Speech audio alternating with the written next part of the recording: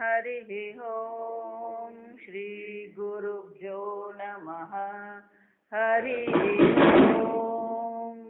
ओम शं वरुणः शन्नो भवत्वर्यमा शन्न इन्द्रो बृहस्पतिः शन्नो विष्णुरुक्रमः। नमो ब्रह्मणे नमस्ते वायो त्वमेव प्रत्यक्षं ब्रह्मासि त्वमेव प्रत्यक्षं ब्रह्म वदिष्यामि घृतं वदिष्यामि सत्यं वदिष्यामि तन्मामवतु तद्वक्तारमवतु अवतु माम् अवतु वक्तारम्। ओम शांति शांति शांतिः।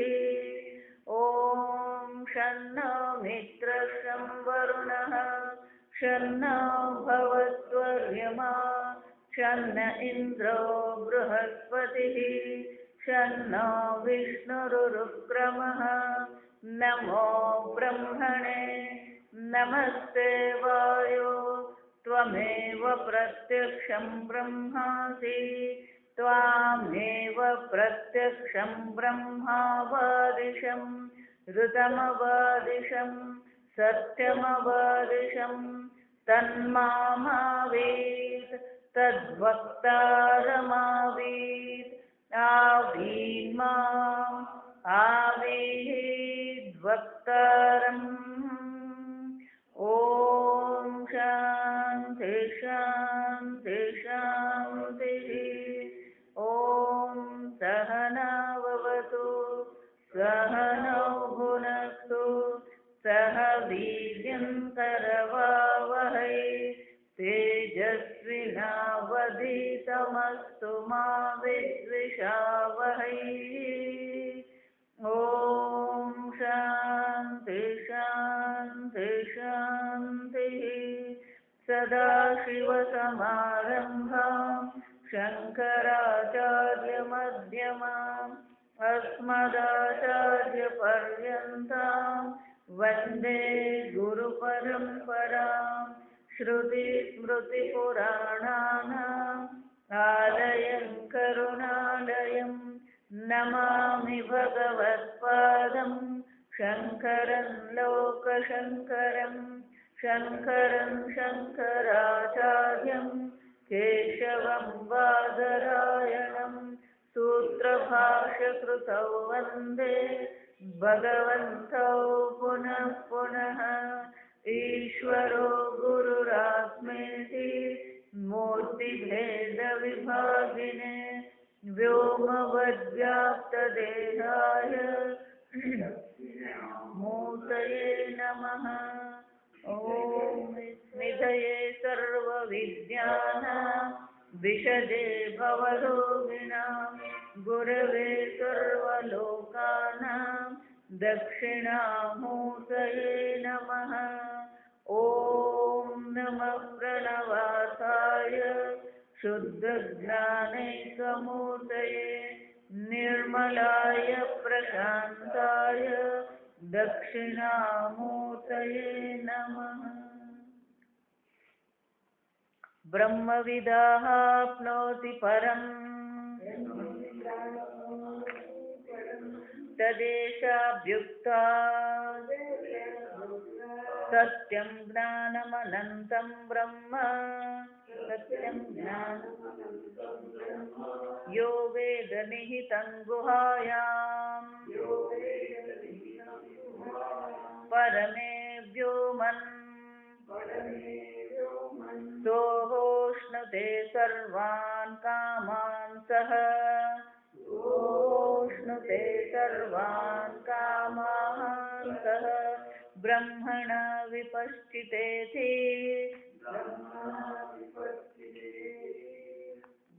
शब्द प्रवृत्ति हेतुजात्यादि धर्मरहितत्वात् तथा सत्यशब्देन अपि સર્વ વિશેષ પ્રત્યસ્તમિત સ્વરૂપત્વાદ બ્રહ્મણઃ વાક્ય સત્તા સામાન્ય વિષયેણ સત્ય શબ્દેન લક્ષ્યતે સત્યમ બ્રહ્મ ઇતિ ન તો સત્ય શબ્દવાચ્યમેવ બ્રહ્મ એવં સત્યાદિ શબ્દાઃ ઇતરેતર સન્નિધૌ અન્યો અન્ય નિયમ્ય નિયામકાઃ સંતઃ સત્યાદિ શબ્દવાચ્યાत् નિવર્તકાઃ બ્રહ્મણઃ લક્ષણાર્થાશ્ચ ભવન્તિ ઇતિ અતઃ સિદ્ધં યતો વાચો નિવર્તન્તે અપ્રાપ્ય મનસા સહ અનિરુક્તે અનિલયને ઇતિ ચ અવાચ્યત્વં નીલોત્પલવત અવાક્યાર્થત્વં ચ બ્રહ્મણઃ જ્ઞાન શબ્દેન લક્ષ્યતે બ્રહ્મણ. જ્ઞાન શબ્દ દ્વારા પણ બ્રહ્મનો વાચ્યાર્થ કરવાનો નથી, સીધો અર્થ નથી. કેમ?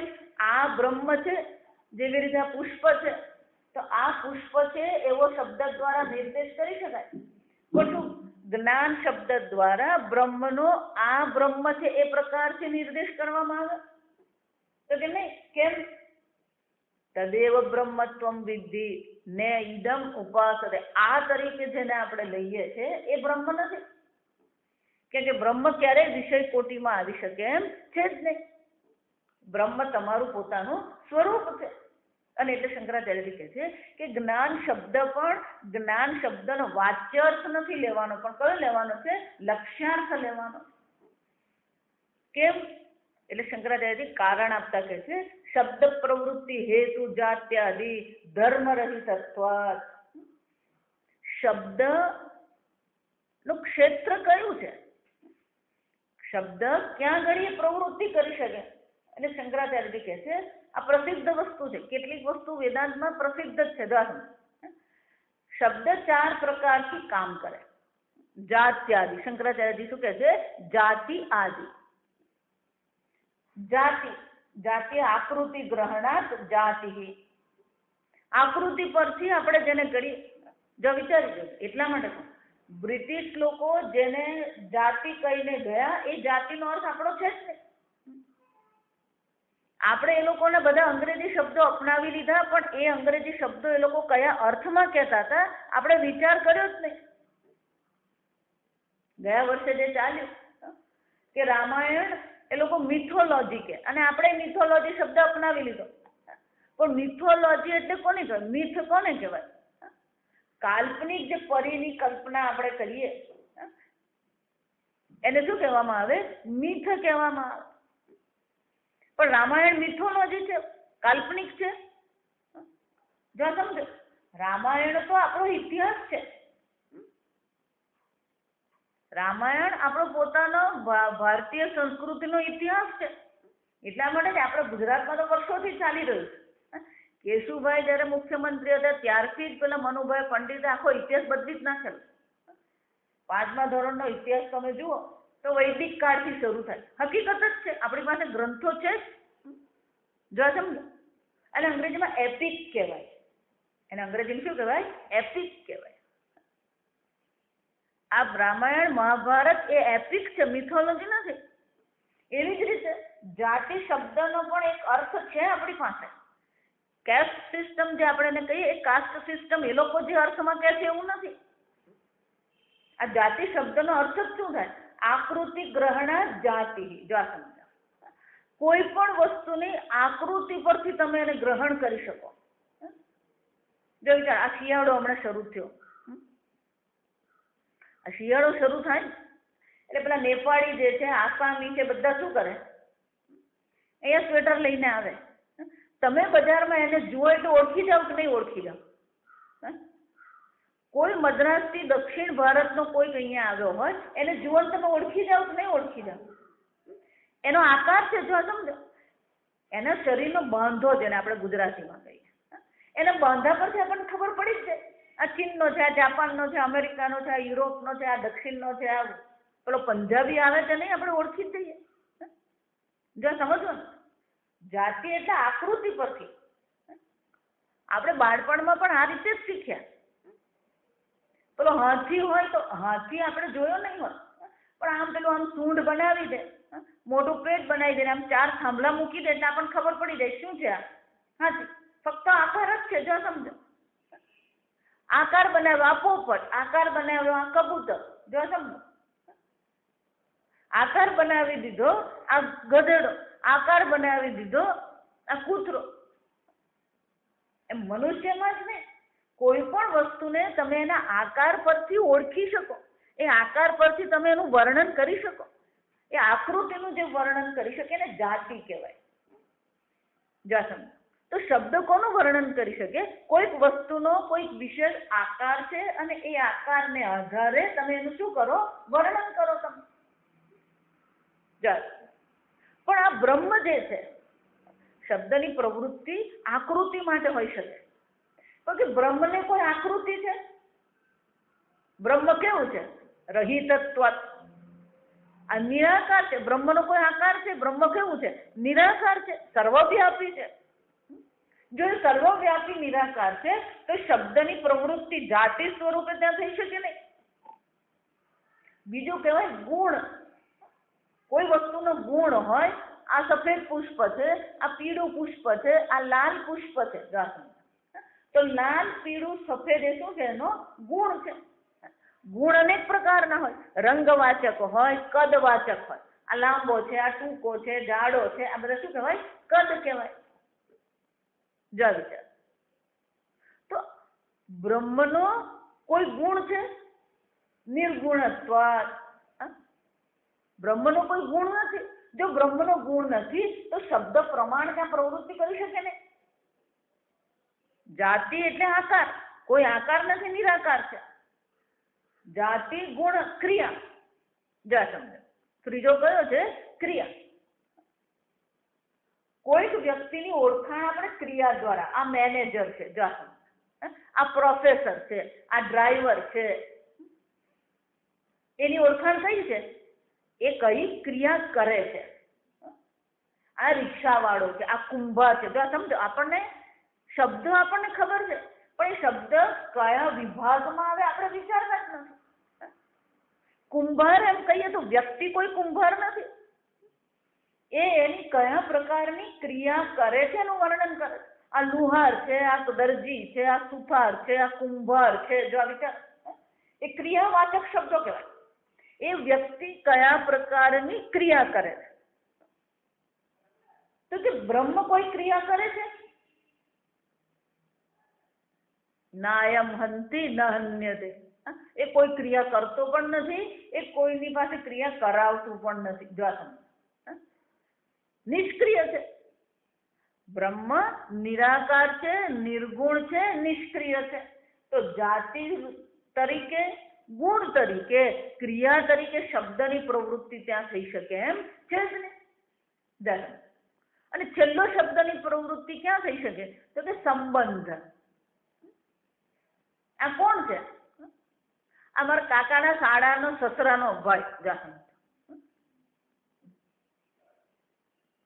વિચાર, બ્રહ્મનો કોઈ સંબંધી છે? એક અદ્વિતીય છે. બ્રહ્મ શું છે? એક અદ્વિતીય છે. એક અદ્વિતીયનો કોઈ સગોવાલો નહીં હોય. જ્યાં સમજો, એટલા માટે આ મહાત્મા લોકો હોય ને એને કોઈ અગલી પીછલી નહીં હોય. આ સમજવા, અગલી પીછલી શબ્દ સમજવા જેવો. આ વૃંદાવન, ઋષિકેશ જાઓ ને તો એને આવું કહેવાય, મહાત્મા की अगली पिछली नहीं होती है. અગલી પિછલીના ઘણા અર્થ છે, સમજો.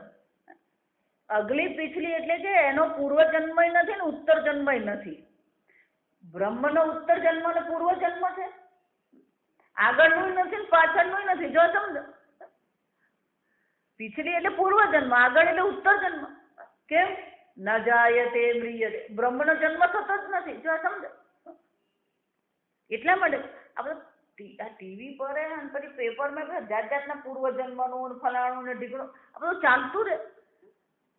પણ કઈ દ્રષ્ટિએ જન્મ છે?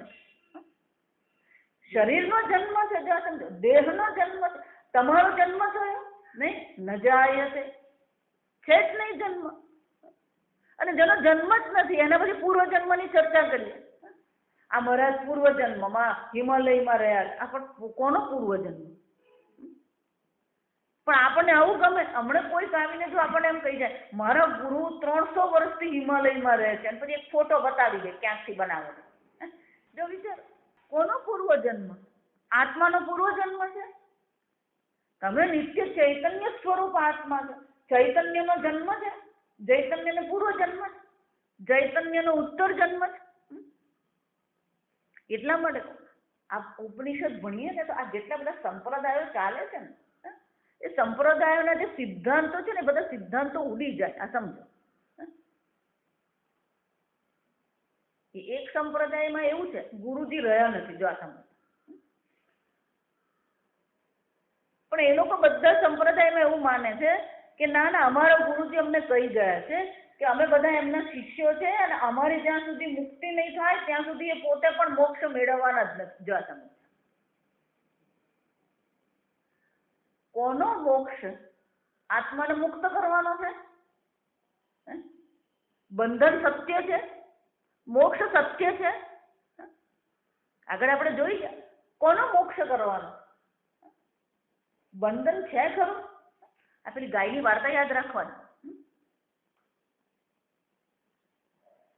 પેલી ગાય એક જ બાકી રહી ગઈ, દોરડું કોઈ કૂચકી ગયું હતું.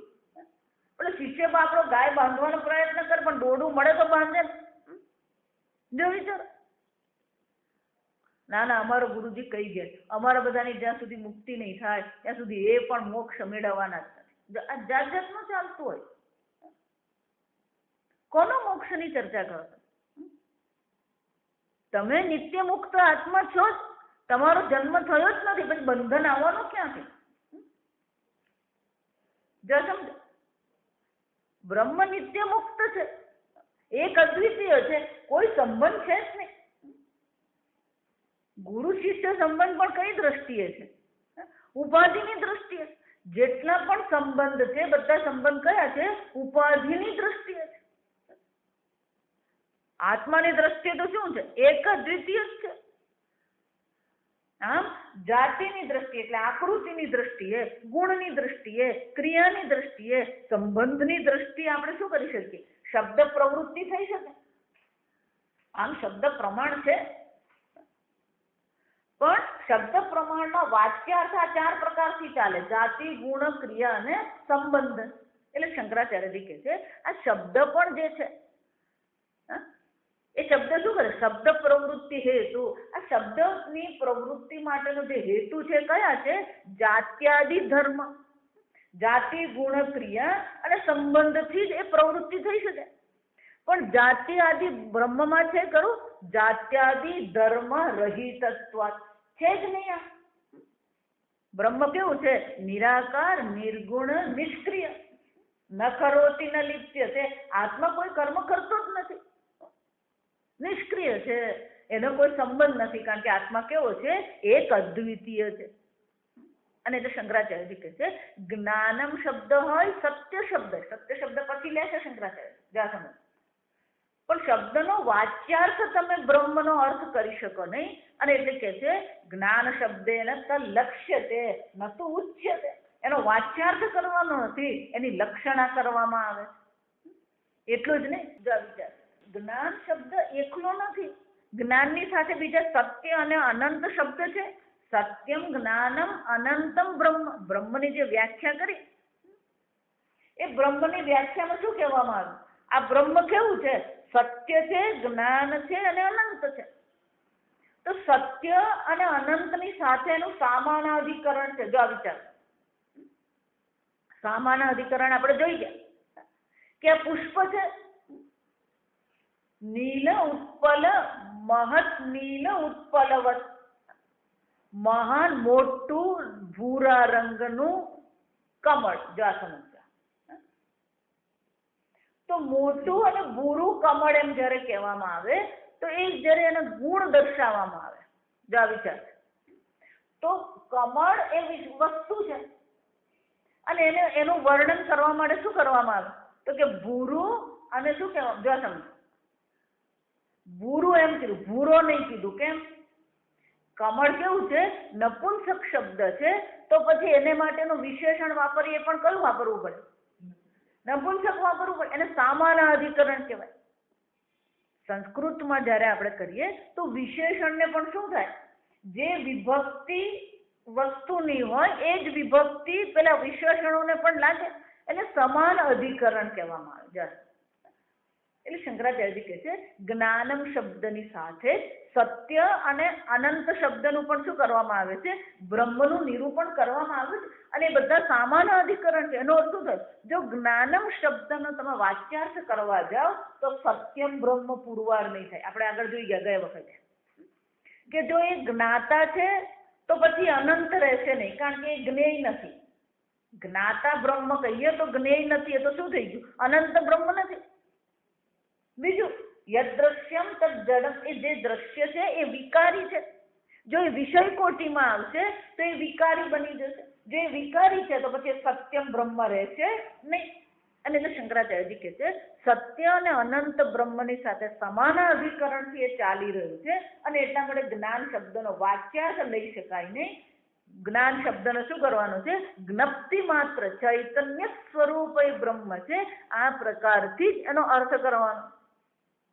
શંકરાચાર્યજી કહે છે તથાપી સત્ય શબ્દેનાપી, કે સત્ય શબ્દ પણ છે એ સત્ય શબ્દ દ્વારા પણ લક્ષ્યતે નતુ ઉચ્યતે. સત્ય શબ્દ પણ શું છે? વાચ્યાર્થ લેવાનો નથી, લક્ષ્યાર્થ લેવાનો છે. તો કે વાચ્યાર્થનો અર્થ શું થાય? એટલે શંકરાચાર્યજી સ્વયં અહીંયા દર્શાવે સર્વ વિશેષ પ્રત્યસ્તમિત. સર્વ પ્રકારના જે વિશેષ છે, વિશેષતાઓ જે છે એ સર્વ વિશેષતાઓ બ્રહ્મમાં છે ખરી? જો આ ત્રણ શબ્દ આપણે વાપરીએ, આ સમજો. વાચ્યાર્થ એમ કહીએ તો વાચ્યાર્થમાં જાતિ ગુણ ક્રિયા અને સંબંધ આવે. બરાબર સમજ. પણ શબ્દની પ્રવૃત્તિ માટે જાતિ આદિ જે ધર્મ જે છે એને વિશેષતા કહેવાય. આ સફેદ છે, આ લાલ છે, આ પીળું છે, શું કહેવાય? એની વિશેષતા કહેવાય. અન્યથી એને શું કરે છે? અલગ કરી નાખે. તો બ્રહ્મની કોઈ વિશેષતા છે ખરી? બ્રહ્મ ચૈતન્ય સ્વરૂપ બ્રહ્મ છે એમ જયારે કહેવામાં આવે તો શું ચૈતન્યનું વિશેષણ છે?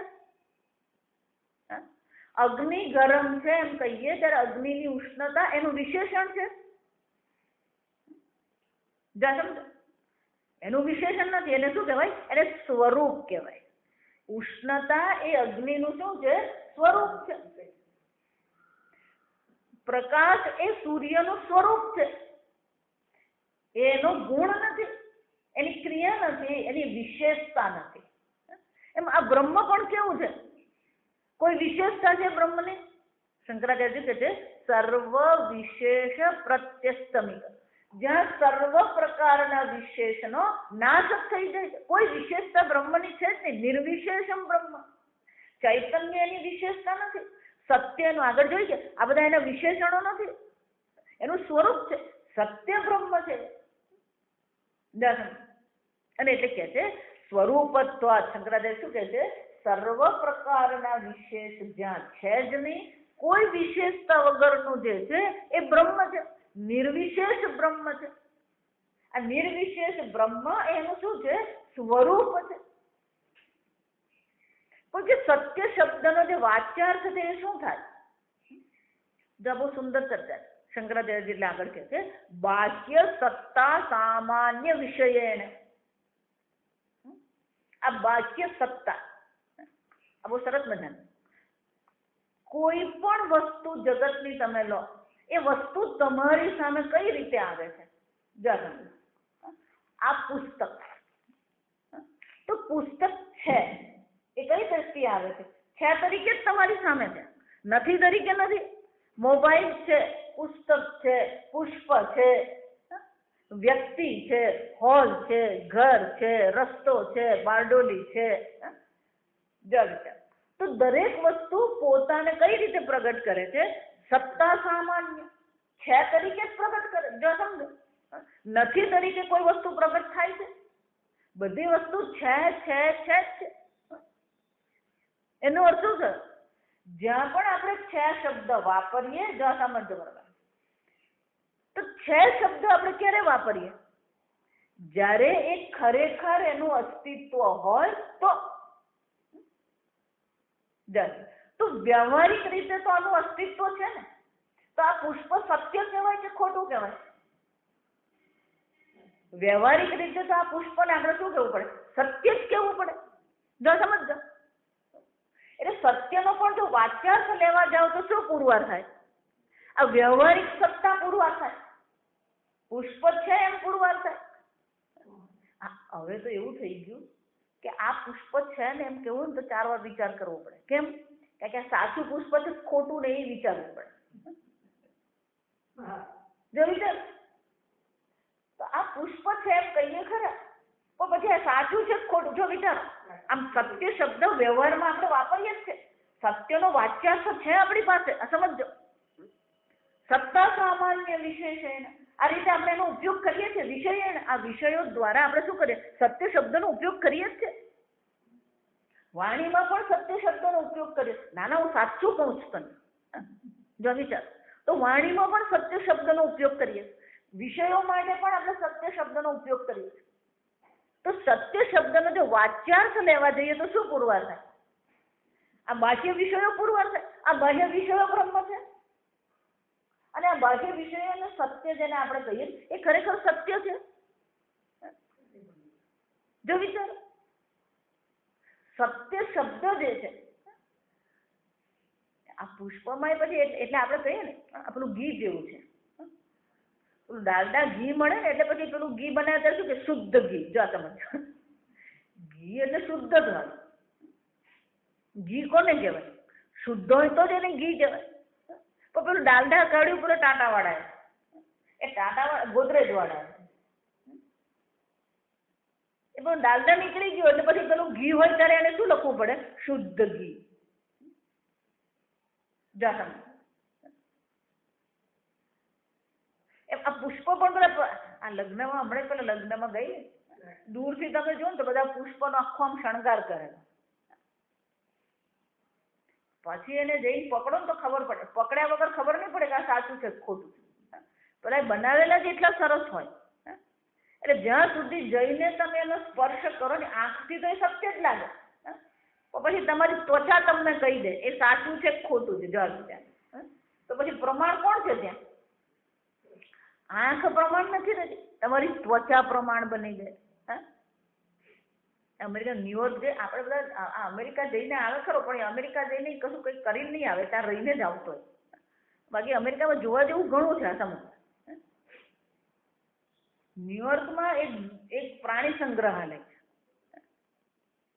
ત્યાં એ લોકોએ વાંદરા છે બધું રાખેલું છે.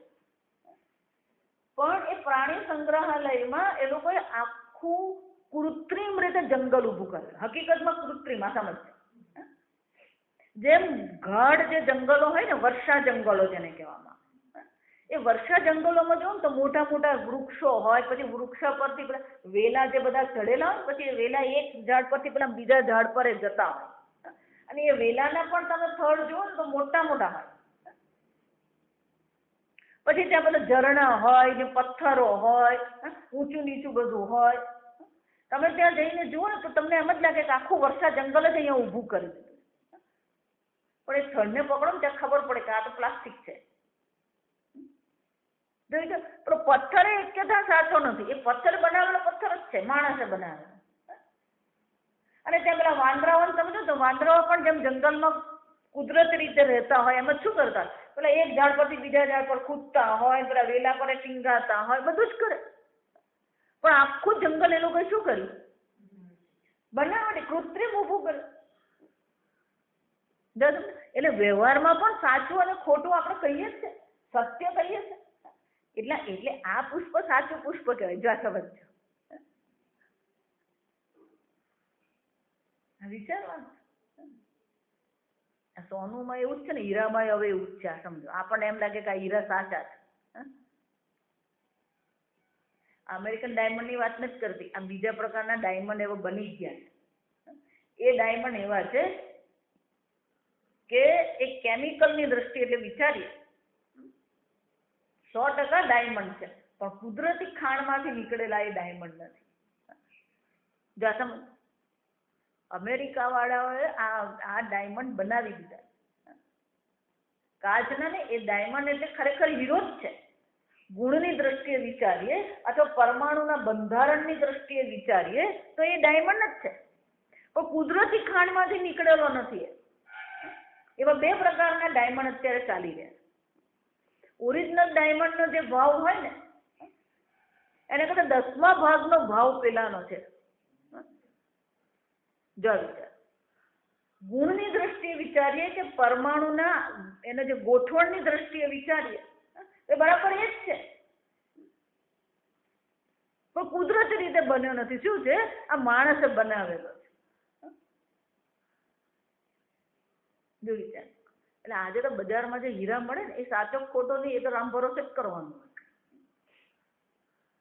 આ સોનામાં એવું જ છે. આ સમજો, આપણે એમ લાગે કે 22 કેરેટ, એ 20 કેરેટ છે ને 22 કેરેટ છે, કઈ ખબર પડે નહીં. પેલો સોની કે 22 કેરેટ એટલે 22 કેરેટ.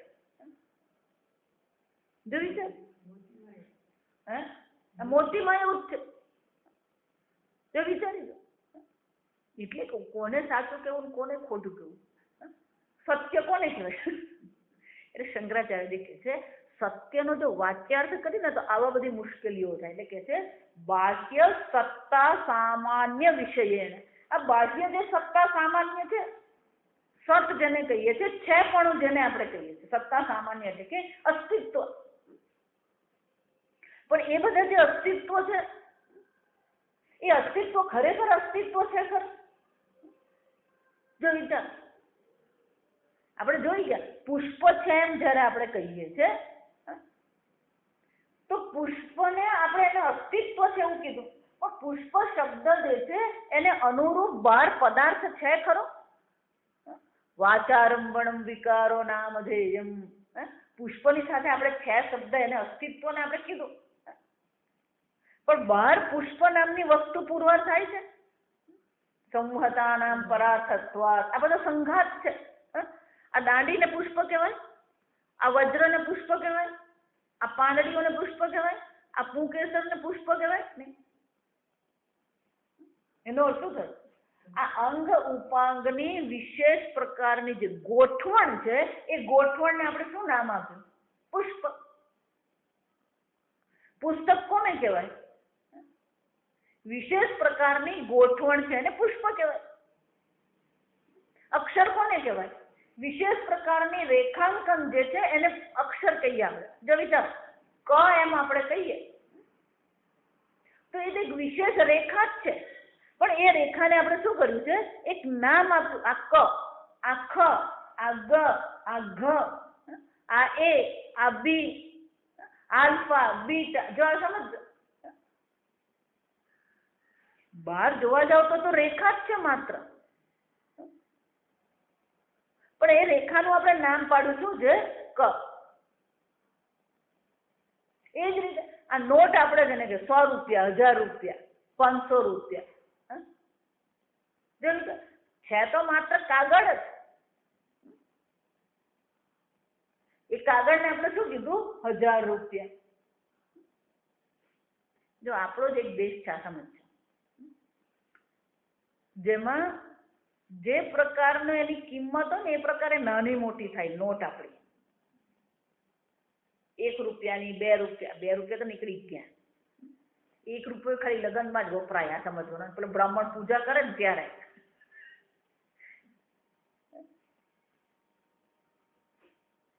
એટલે આ 1 ફેબ્રુઆરીથી મને લાગે, 1 ફેબ્રુઆરીથી 5 પૈસા, 10 પૈસા, 4 આના બધા શું થવાના?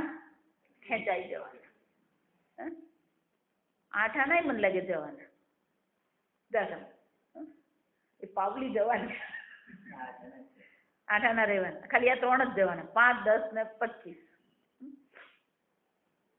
જોયું છે આ 5 રૂપિયાનો સિક્કો, એ તો ધાતુ જ છે. આપણે એને કીધું 5 રૂપિયા કિંમત. આમ આ સત્ય છે. કોને સત્ય કહેશો? અને ધાતુ કહેશો કે 5 રૂપિયા કહેશો? એમ પૂછું તો જે વિચારજો. વાચારંભણમ વિકારો નામ, વાણીમાં 5 રૂપિયા છે, બાકી ત્યાં વજન કરો તો શું છે? આપણને એમ કે સરકાર, આ વિચાર, આપણે એમ કે સરકારે પિત્તળનો 5 રૂપિયા કર્યો. પિત્તળનો નથી, એના પર પેલું એ જ ચડાવેલું છે, ઢોળ જ ચડાવેલું. આ સમજો, અંદરથી એ પિત્તળ નથી, સરકારે એવી જ છે, તો પોલમ પોલ જ હશે. આપણને એમ કે પિત્તળનો કર, એ કઈ પિત્તળનો નથી. આ સમજ વિચાર, જેને આપણે સત્ય માનીને, ખરેખર સત્ય છે, ખરેખર સત્ય પુરવાર થાય છે. એટલે શંકરાચાર્ય કહે છે આ સર્વ વસ્તુઓ જે છે સત્ય આપણે કહીએ છીએ ખરા, આપણી બુદ્ધિમાં એને છે એમ માનીએ છીએ, આપણે એનું અસ્તિત્વ આપણે સ્વીકારીએ, પણ ખરેખર વિચાર કરવા જઈએ તો શું છે? છે જ નહીં. એક જ વસ્તુ સત્ય શબ્દ માટે વાપરી શકાય, અને એ કયો છે? બ્રહ્મ શબ્દ. બ્રહ્મ માટે જ તમે સત્ય શબ્દ વાપરી શકો, બીજે ક્યાંય નહીં. પણ એ બ્રહ્મ કેવું છે? સત્તા સામાન્ય, સર્વમાં જે સત્ય રૂપે શું થાય છે? પુષ્પ છે એમ જયારે કહીએ, જો વિચાર, ઘોડો છે એમ તમે કહો, આ સત્તા સામાન્ય સમજી લેવાની. ઘોડો છે એમ તમે જયારે કહો, તો ખરેખર ત્યાં અસ્તિત્વ ઘોડાનું છે કે માટીનું છે? માટીનું છે. જો સમજો, કુંડું છે એમ તમે કીધું, તો કુંડું છે એમ કીધું ખરું, પણ ત્યાં અસ્તિત્વ કુંડાનું છે કે માટીનું છે? જો વિચાર, બંગડી છે એમ કીધું, તો ત્યાં બંગડીને આપણે સત્ય માની લીધું, પણ એ સત્તા બંગડીની છે કે સોનાની છે? ઘાટ ઘડિયા પછી નામ રૂપ જૂજવા, અંતે તો હેમનું હેમ હોય. છેવટે તો એ શું છે? સોનું જ છે. ઘરેણાનું અસ્તિત્વ નથી, અસ્તિત્વ તો કોનું છે? સોનાનું છે. જો એ જ રીતે સોનું પણ ખરેખર છે. સોનું પણ અણુ ને પરમાણુ જ છે, અને અણુ ને પરમાણુ છે. જોયું છે, કોઈ પણ વસ્તુને સત્ય આપણે પુરવાર કરી શકતા જ નથી. સોનું કહીએ તો સોનું છે, સોનું અણુ પરમાણુ છે, અણુ પરમાણુ પણ છે નહીં. એનો અર્થ શું થયો?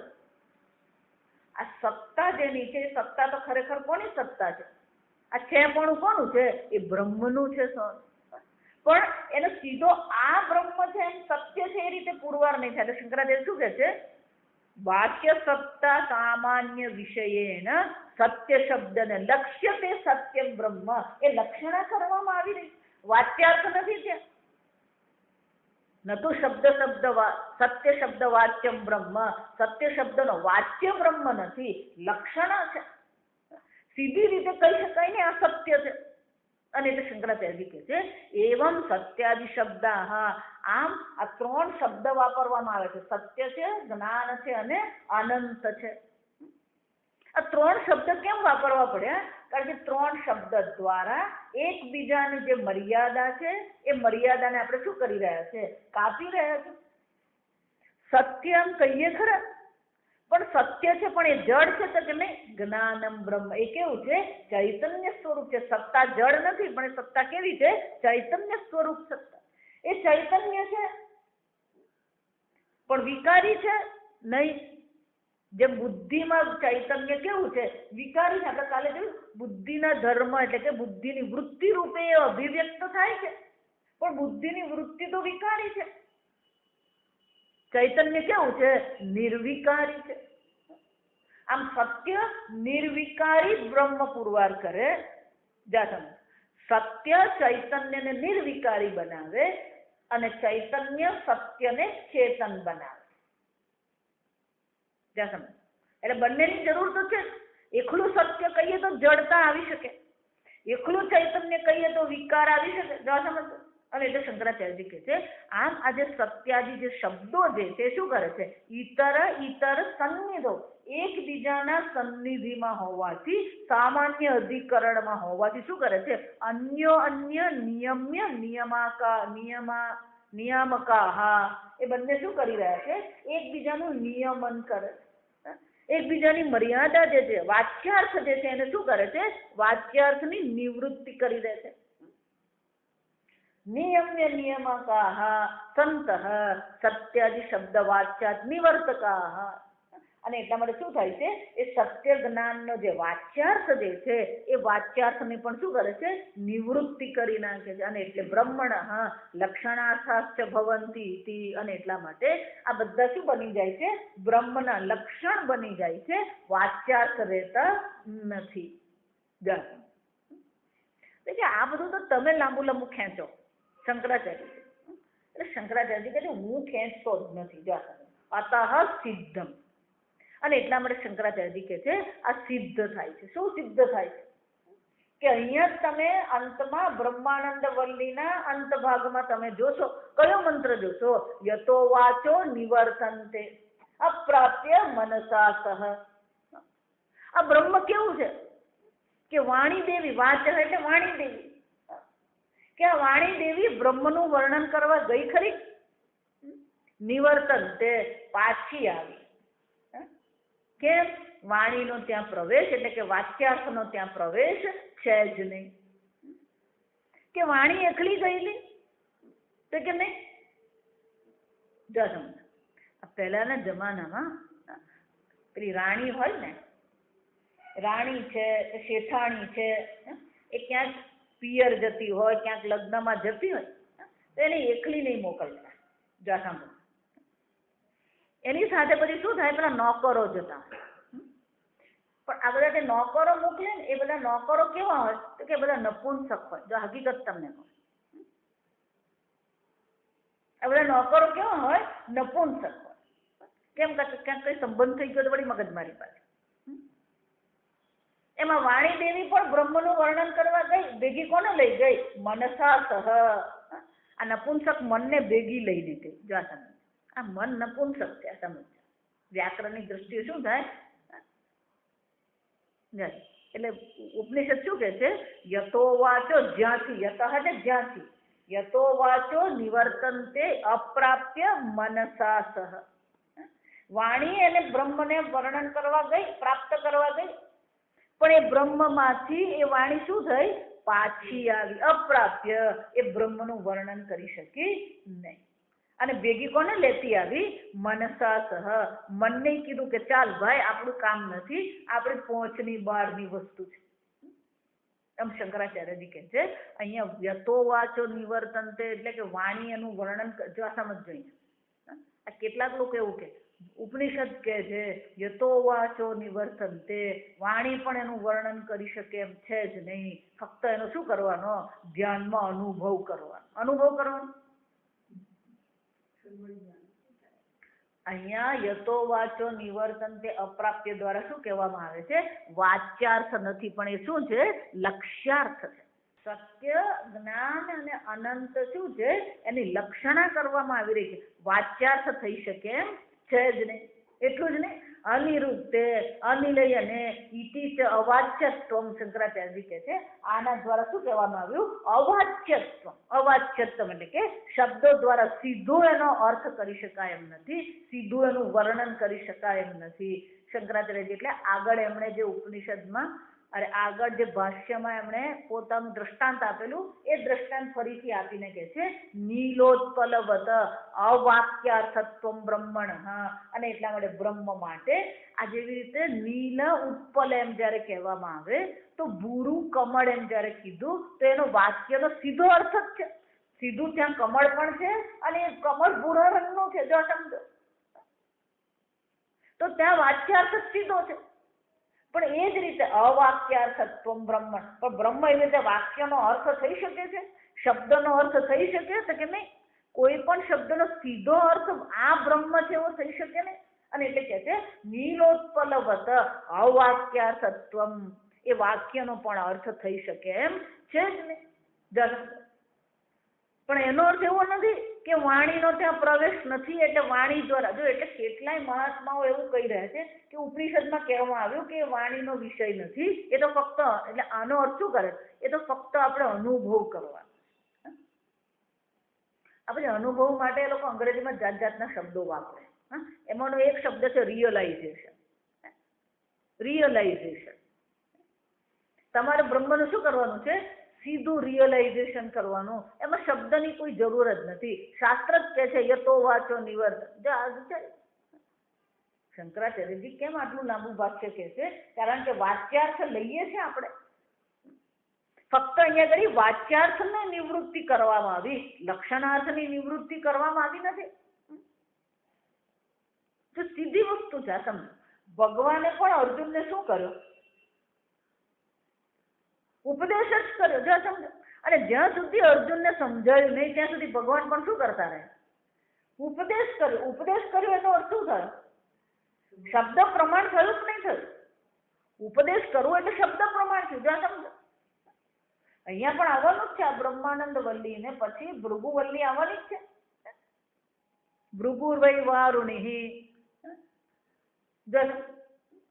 પિતરમ ઉપસસાર. આ ભૃગુ નામનો બાળક હતો, એ વરુણનો પુત્ર વારુણી હતો. એને શું થયું? એને પણ બ્રહ્મની જિજ્ઞાસા થઈ. એને શું કર્યું? પિતરમ ઉપસસાર, એ પોતાના પિતાજીને શરણે ગયો. અર્જુને પણ એ જ કીધું, શિષ્યસ્તેહમ સાધિમામ તો આમ પ્રપન્નમ. ભગવાન, હું તમારે શરણે આવ્યો, તમે મને ઉપદેશ કરો. ગીતામાં ભગવાન ચોથા અધ્યાયમાં એ જ કહે છે ઉપદેશંતિ તે જ્ઞાનમ, તને એ જ્ઞાનનો શું કરશે? ઉપદેશ કરશે. આ ત્યાં રિયલાઇઝેશનની કઈ ચર્ચા જ નથી. આ સમજો, પણ પેલો લક્ષણાર્થ થવો જોઈએ. એ લક્ષણાર્થ એટલે કે આપણી બુદ્ધિમાં છે. જો સમજો, વાચ્યાર્થ એમ કહીએ ને તો આ પુષ્પ છે, એમ વાચ્યાર્થ કહીએ ને તો બહાર આ પુષ્પ છે. જો સમજો, પુસ્તક છે એમ જયારે કહું ને તો બહાર પેલું પુસ્તક છે.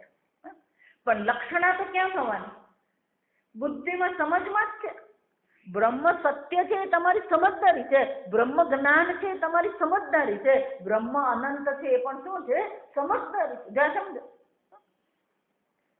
કારણ કે તમારું પોતાનું સ્વરૂપ છે. સ્વરૂપત્વ, તમે સત્ય આત્મા છો.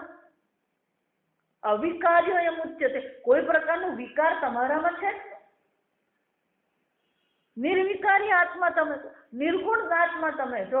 નિર્વિકારી નિર્ગુણ આત્મા તમે છો. એ શું છે? સમજદારી છે. તમારું સ્વરૂપ છે. એક બીજું ચાલી રહ્યું, લોકો જાત જાતનું કઈ કઈ કરતા જ ફરે. આત્મા નિર્ગુણ છે. જા સાંભળો, હવે આ સાંભળે ને એટલે પછી એના મગજમાં શરૂ થાય હું તો નિર્ગુણ છું. તને એ જાહેર કરવાનું કોણે કીધું તું નિર્ગુણ છે? એટલે પછી આવું પેલો શું કરતો? ના, મારા કોઈ ગુણ છે, હું તો ગુણ વગરનો છું. એટલે પણ તું માણસ છે, ગુણ કહેવાય. જા સમજ, તું સ્ત્રી છે, તું પુરુષ છે, ગુણ કહેવાય. અને એને બ્રહ્મ જ્ઞાનથી કોઈ વિરોધ છે? આ બ્રહ્મ, હું તો નિર્વિકારી. તું નિર્વિકારી છે, તારે નિર્વિકારી બનવાનું છે. આ મન વિકારી છે એટલે હવે મનનો હું ત્યાગ કરી દઉં. ના પાડવાની જ નહીં કોઈ. જીવનમાં સુખી થવું તો એક જ વસ્તુ યાદ રાખવાની, ક્યારેય કોઈ ના પાડવાની જ નહીં. એટલે ગુરુ નાનક બહુ સરસ કહી ગયા, એકને કહી દૂસરે ને માની, ગુરુ નાનક કહે દોનો બ્રહ્મ જ્ઞાની. આ જેટલા પણ ઝઘડા થાય ને નાથી જ શરૂ થાય.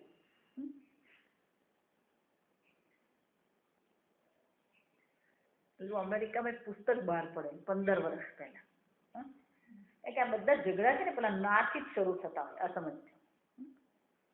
એટલે બધું પુસ્તક એ લોકોએ બહાર પાડે, હાઉ ટુ સે નો. ના શબ્દ વાપર્યા વગર પણ તમે ના કહી શકો, જો આ સમજો, હકીકત કહું. પણ આપણે શરૂઆત કરી નાથી કરીએ ને, એ જેવો પેલો ના શબ્દ આપણા મોઢામાંથી નીકળે એટલે સામેથી પછી રિએક્શન જ આવે. જા સમજ, ના પાડવાની જ નહીં, પ્રતિક્રિયા આવે જ નહીં. જા સમજો, એ પ્રત્યાઘાત આવે જ નહીં. પેલો ના બોલો ને એટલે પછી બધી જાતના પ્રત્યાઘાત શરૂ થાય. આજે થેપલા બને, હું ખાવાનો નથી, જ્યાં ખાવાનો નથી કીધું ને જા સમજ, એ પછી બધા પછી 1 કલાક ચાલે. નથી ખાવાના પર શું થાય, PhD કરે પછી. એમ છે. એટલે પેલો શું કે, હા હું તો હવે નિર્વિકારી બનું, આ બની જા નિર્વિકાર. બનવાનો જ નથી. જો તમે કોઈ નહીં, ધર્મ હોય, અધ્યાત્મ હોય, વ્યવહાર હોય, ના કરવાની જ નહીં. પણ ના પાડતા આવડવી જોઈએ. એ પુસ્તક આટલું જાડું પુસ્તક હકીકત તમને, એ 500 પાનાનું પુસ્તક છે. એ આપણને શીખવે છે ના કેમ પાડવી. ના શબ્દ બોલ્યા વગર, નો શબ્દ કયા વગર પણ તમે કોઈને ના કહી શકો ને તો જીવનમાં તમે સુખી થઈ જાઓ.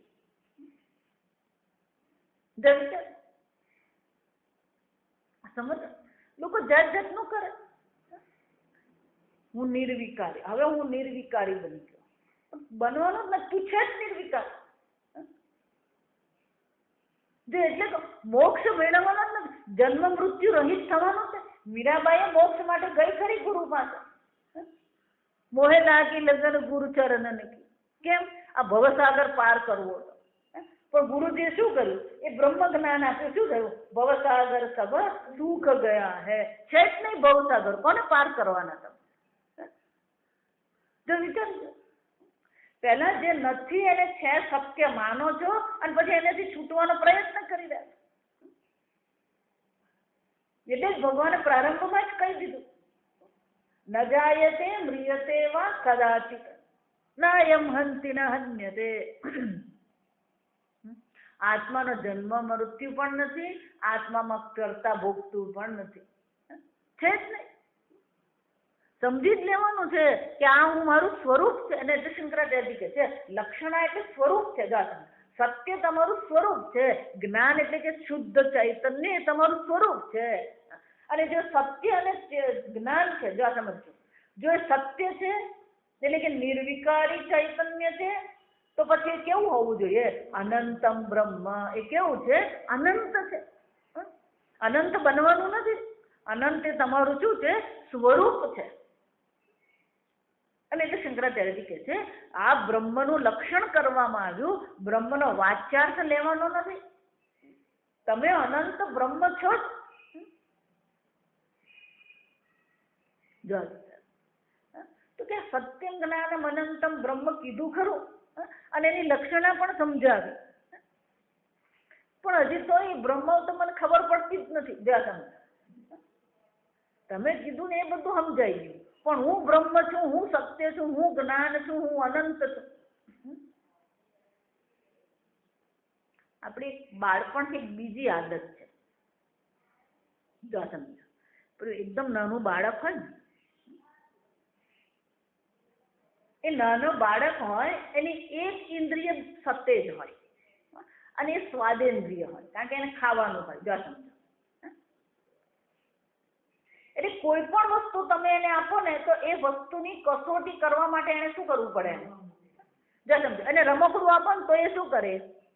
કારણ કે એની એક જ ઇન્દ્રિય છે જે પૂર્ણતઃ ખીલેલી છે. એટલે બાળપણથી આપણે એક આદત છે, કોઈ પણ વસ્તુનું વર્ણન કરવામાં આવે કે કોઈ પણ વસ્તુ આપવામાં આવે એટલે આપણે એને પકડવાનો પ્રયત્ન કરીએ અથવા એનો સ્વાદ લેવાનો પ્રયત્ન કરીએ. મોટા થઈએ ને પછી સ્વાદનો નહીં, પણ એને પકડવાનો શું કરીએ? આપણે સ્પર્શનો પ્રયત્ન. કોઈ પણ વ્યક્તિ આપણને બધા જો કેટલી સરસ સાડી છે, જેવી સાડી સરસ છે એમ કે પહેલું આપણે શું કરીએ? એને પકડીએ. જો આ સમજો બરાબર. આ સરસ ગુલાબ છે તો એ પણ આપણે શું કરીએ? હાથમાં લઈએ. એટલે કોઈ પણ વસ્તુ જે હોય, ધારો કે કોઈ આપણને એમ કે સરસ મજાની મીઠાઈ છે, જ્યાં મીઠાઈ છે એમ કીધું એટલે તરત શું કરવાના આપણે? ખાવાના આપણે. એટલે આપણો એક આદત આપણી છે. કઈ આદત છે? કે કોઈ પણ વસ્તુ વિશે જ્યારે આપણને કહેવામાં આવે તો પહેલું આપણે એને આપણી ઇન્દ્રિયો દ્વારા અનુભવ કરવાનો શું કરીએ? પ્રયત્ન કરીએ. જ્યાં સુધી એનો આપણી પોતાની ઇન્દ્રિયોથી આપણે એનો અનુભવ કરીએ નહીં, ત્યાં સુધી આપણે એને સત્ય માનવા તૈયાર થઈએ જ નહીં. જો આ સમજો બરાબર. એમ સત્યમ જ્ઞાનમ અનંતમ બ્રહ્મ એમ કીધું એટલે તત્કાળ આપણા મનમાં તો શું આવવાનું? પણ એ બ્રહ્મનો અનુભવ કેમ કરું? હું બ્રહ્મ છું પણ મને એવો અનુભવ થતો નથી. આમ અનુભવની આપણને શું થઈ ગઈ છે? આદત પડી ગઈ. એટલે બ્રહ્મનો પણ જયારે કીધું સત્યમ જ્ઞાનમ અનંતમ બ્રહ્મ, એટલે હવે આપણે બ્રહ્મને શું કરવું છે? મારો અનુભવ કરવો છે. એક સંપ્રદાય એવો છે,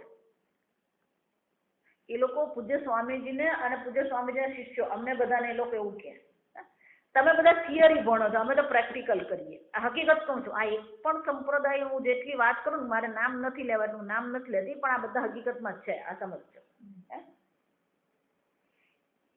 એ લોકો સામેથી કે તમે તો બધા થિયરી ભણો, અમે તો ડાયરેક્ટ પ્રેક્ટિકલ કરીએ. હકીકત છે. શું પ્રેક્ટિકલ? મને કહો. તમે સત્યમ જ્ઞાનમ અનંતમ બ્રહ્મ શું પ્રેક્ટિકલ કરવાના? ચાલો મને કહો. આમ પલાંટી વાળીને બેસી ગયા સત્યમ જ્ઞાનમ અનંતમ બ્રહ્મનો પ્રેક્ટિકલ થઈ ગયો. તો કેમેસ્ટ્રીમાં પ્રેક્ટિકલ હોય, આ સમજવાનું. ફિઝિક્સમાં પ્રેક્ટિકલ હોય, અધ્યાત્મમાં પ્રેક્ટિકલ નહીં હોય. આ સમજ. શું પ્રેક્ટિકલ કરશો મને કહો? અમે તો પ્રેક્ટિસ કરીએ. શાની પ્રેક્ટિસ કરીએ? સત્યમ બ્રહ્મની પ્રેક્ટિસ કરીએ. જો સમજો કે પેલી બાળપણથી અનુભવની જે આદત પડી, જે એટલા માટે બધે આ જ હાલત છે. આપણી બાળપણથી જે બધી આદત પડી ને એ બધી ચાલુ જ છે આપણી. કોઈ ફરક નહીં. પેલો 70 નો થાય તો એનો એ જ હોય, કોઈ ફરક પડતો જ નથી. આપણી બાળક બુદ્ધિ જતી જ નથી. એમ અહીંયા પણ આપણને શું થવાનું? હા, સત્યમ જ્ઞાનમ અનંતમ બ્રહ્મ છે. અને આગળ કઈ પણ બ્રહ્મ વિદાપનોતિ પરમ, જે આ બ્રહ્મને જાણે છે એને પરમની શું થઈ જાય છે?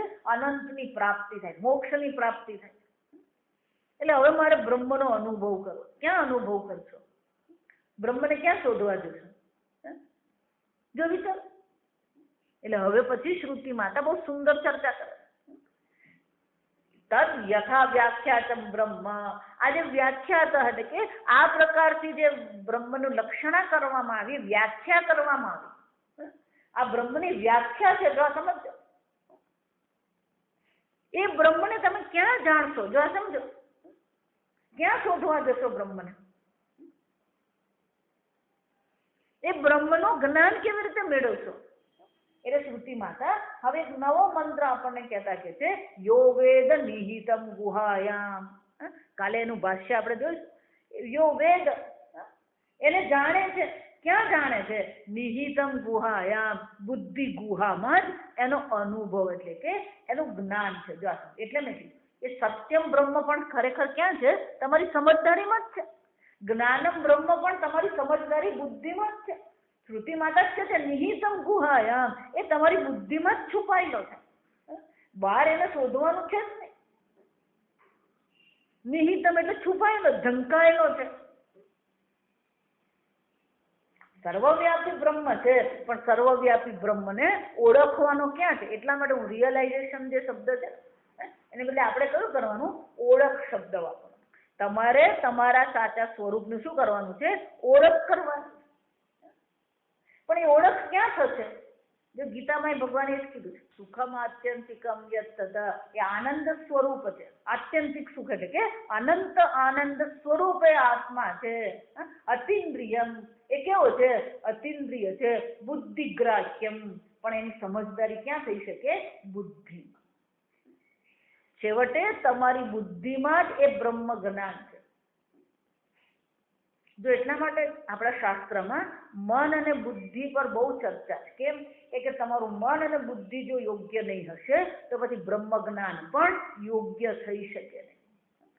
આ 6થો અધ્યાય આખો એના પર જ છે ગીતામાં. તમારું મન યોગ્ય છે કે નહીં?